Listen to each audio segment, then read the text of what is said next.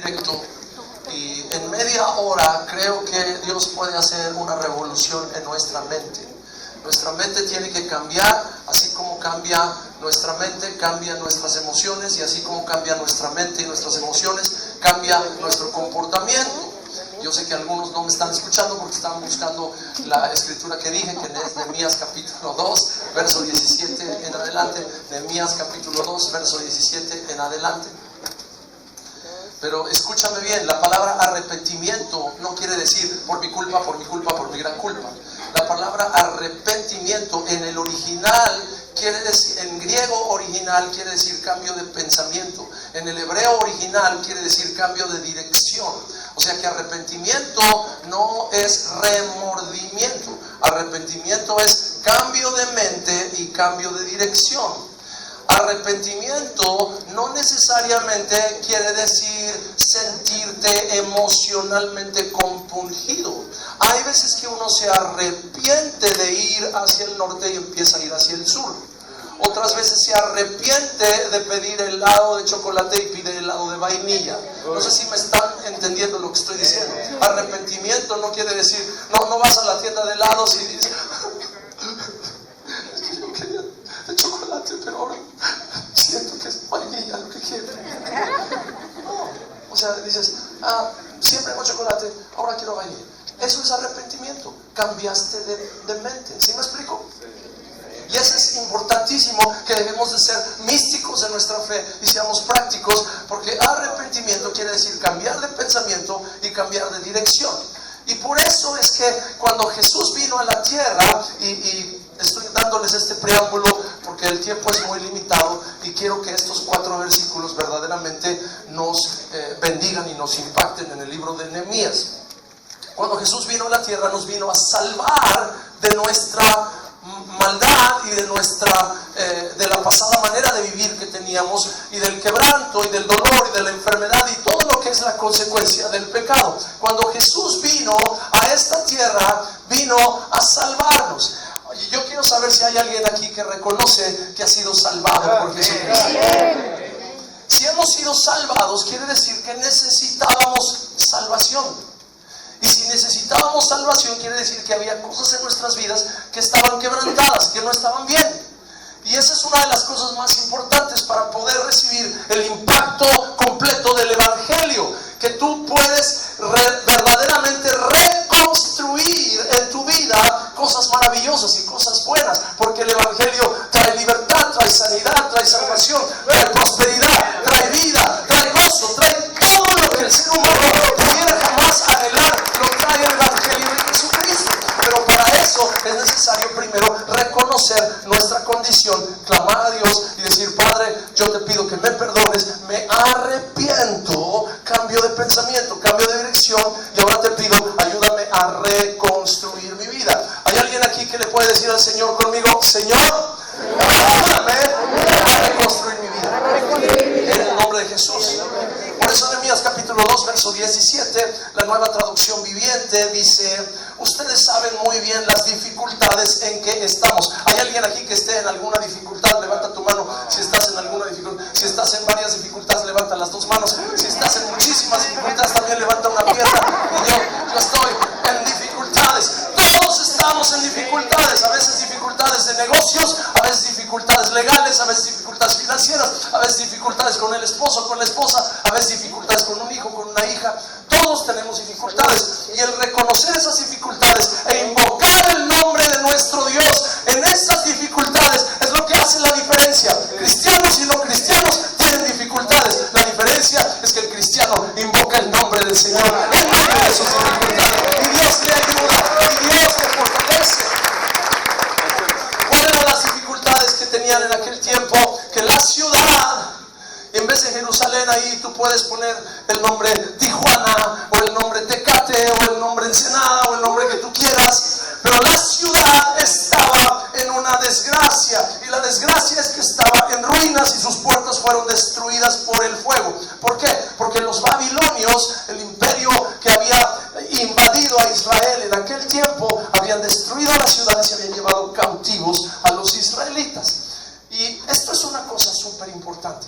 ¿Qué quiere decir? Que la ciudad estaba estaba en ruinas y las puertas fueron destruidas. ¿Sabes lo que quiere decir? Que el impacto del poder de un enemigo que viene a destruir el lugar donde tú habitas, y ese lugar es tu casa, tu hogar, tu familia, el impacto es que se destruyen las murallas y se queman las puertas.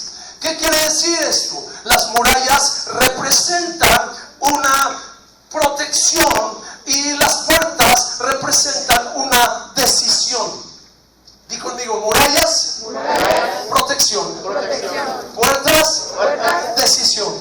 En aquel tiempo los ancianos de la ciudad se sentaban a las puertas de la ciudad y allí tú podías ir a pedirles consejo y tomar buenas decisiones. Las puertas de una ciudad representan la capacidad de tomar buenas decisiones, y cuando las puertas están quemadas quiere decir que la persona ha perdido la capacidad de tomar buenas decisiones. ¿Por qué fracasan los negocios? ¿Por qué fracasan las familias? ¿Por qué fracasan los matrimonios? Porque hemos dejado de tomar buenas decisiones. Las malas decisiones traen consecuencias desastrosas, pero las buenas decisiones traen buenas consecuencias. Aquí no hay ninguna persona que tenga que quedarse en la condición en la que está el resto de su vida. No sé si es una situación difícil, familiar, matrimonial, financiera o legal, pero tú puedes ir avanzando hacia la libertad, hacia la prosperidad y hacia la bendición que Dios te da a través de Cristo Jesús si tú empiezas a tomar buenas decisiones.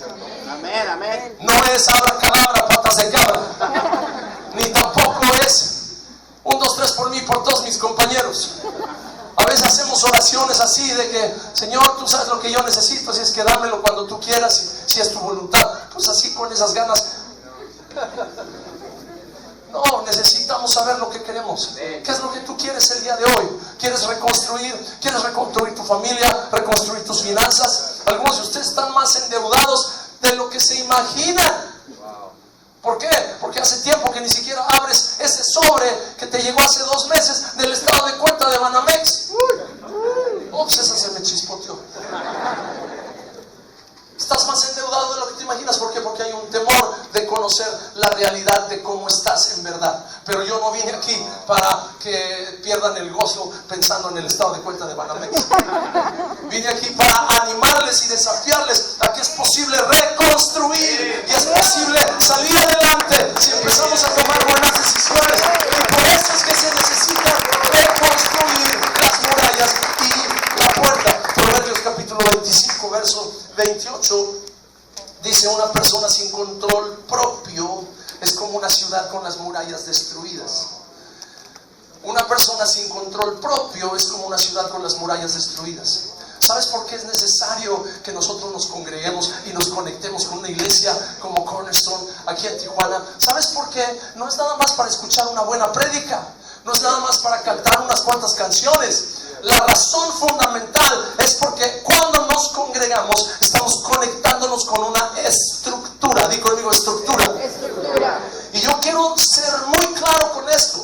Tú debes de congregarte, tengas ganas o no tengas ganas.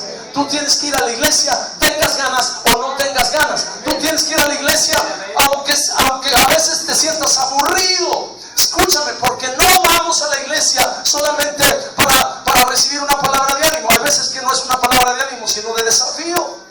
Pero vamos a la iglesia para conectarnos con una estructura. Todos necesitamos, escúchenme 30 segundos, esto les va a volar la cabeza. Todos necesitamos estructura interna y estructura externa. Estructura interna tiene que ver con el conjunto de valores que vamos desarrollando en nuestras vidas a lo largo de los años, internamente.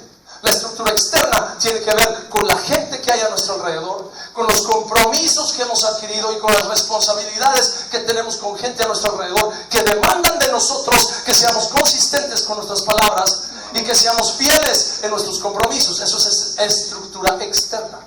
Todos necesitamos estructura interna y estructura externa. El problema es que cuando viene el pecado empieza a atacar primero la estructura interna antes de afectar la estructura externa. Cuando tú oyes que una pareja se divorcia, chaspas. Bueno, no se preocupe, no se preocupe. Ay, déjalo. Ay, no te preocupes. No pasa nada. No. Ahí está. Escúchenme, cuando oyes que una pareja se divorcia, Y dices, ay, pero si parecía que se llevaban también, parecía. Porque antes de que se afecte la estructura externa, se afecta la estructura interna. Y cuando se destruye lo interior, es solamente cuestión de tiempo para que se destruya lo exterior también. Por eso cuando dice Nehemías, está la ciudad en ruinas y las puertas están quemadas por el fuego. Antes de pensar en edificar casas y edificios y mercados y escuelas, ellos tenían que reedificar dos cosas: los muros de protección y la puerta. Y eso se llama estructura, control propio, dominio propio. ¿Por qué necesito ir a la iglesia? Porque en la iglesia encuentro relaciones con las cuales conecto y empiezo a tener más estructura interna otra vez. Digan conmigo: a menor estructura interna, necesito mayor estructura externa. ¿Sí me están siguiendo? Otra vez: a menor estructura interna, necesito mayor estructura externa. El que tiene más estructura interna no necesita tanta estructura externa. Es como los niños. Un niño necesita que le digas que se lave los dientes todas las noches, y las mañanas y al mediodía, después de cada comida, ¿verdad?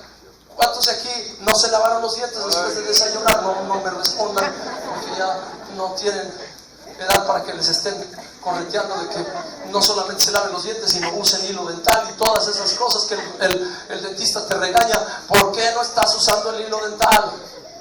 Bueno, todas esas cosas tienen que ver con estructura interna que ya deberíamos de tener todos. ¿Por qué? Porque nuestros padres o alguien a quien le interesábamos nos estaba insistiendo: lávate los dientes, si no te los lavas se te van a podrir y te vas a quedar chimuelo, y luego ninguna muchacha te va a hacer caso, y que no sé qué, y te va a apestar la boca a rayos, y lávate los dientes. Eso es estructura externa tratando de producir estructura interna. Pero en Cristo Jesús, Dios quiere ayudarnos a reconstruir la estructura que está dentro de nuestro corazón por medio de su gracia y por medio de su misericordia. A lo mejor algunos de ustedes no tuvieron un padre o una madre que les ayudara a desarrollar estructura interna. Para eso Dios nos plantó en una iglesia. Gracias, Padre, porque esta es la familia que nunca tuve.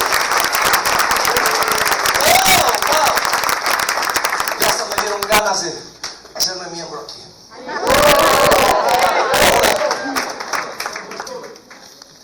Regresando al verso 17 de Nehemías 2, la segunda parte dice: reconstruyamos la muralla y pongamos fin a esta desgracia.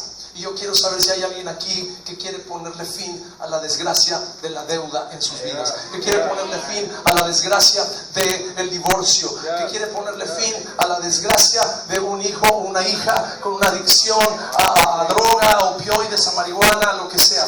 ¿Alguien quiere aquí decir: yo voy a poner fin a la desgracia de una vida en depresión y de desánimo y angustia? Yo voy a poner fin a toda desgracia en mi vida.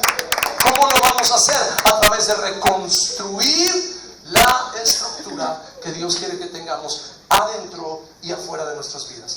Por eso, vuelvo a repetir, el problema de la destrucción de la estructura interna se manifiesta tarde o temprano en el quebranto de las estructuras externas, incluyendo salud financiera, salud matrimonial, aún salud física.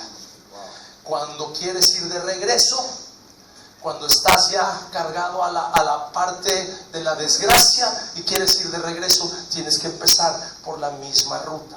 En otras palabras, no puedes brincarte la estructura externa y llegar a la estructura interna y sin prestarle atención a la estructura externa. No sé si me están entendiendo. Sí. ¿Tiene sentido lo que estoy diciendo? Sí. Ok, entonces si quiero regresar, no te preocupes ahorita si todavía en tu interior no te sientes muy estable. Preocúpate en conectar con la estructura externa. Preocúpate por reconectar en tu casa, con tu esposa, con tu esposo, con tus hijos, reconectar en la iglesia. Aquí tienen células, pastores. ¿Sí? Conéctate con una célula. Conéctate, no solamente seas dominguero, sino también conéctate con una célula. Y peor tantito, no seas mesero. ¿Cuáles son los meseros? Los que vienen solamente una vez al mes a la iglesia.